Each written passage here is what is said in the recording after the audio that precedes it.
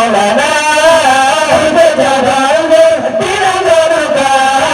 dengan betul wahyu pertama Nabi Muhammad lampu harian ditenggelamkan pada Maulana belum bilangin di bawah Nabi bertanya di bawah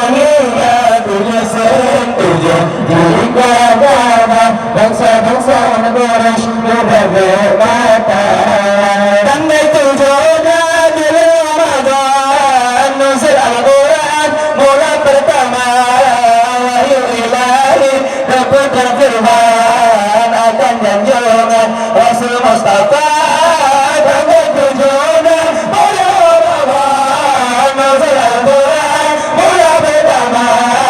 wahyu ilahi keputar firman akan janjungan Rasul Mustafa bulan di langit juga Nabi bertanya juga mulia tujuh jika kamu bangsa-bangsa Quraisy mudah bermata Allah bergerak kata Muhammad pemimpin umat di dalam dunia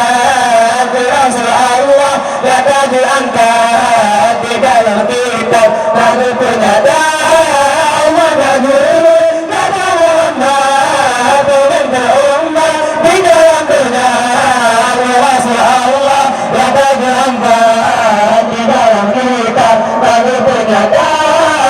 belum bilangin di rumah Nabi bertanya jika mau lihat tulis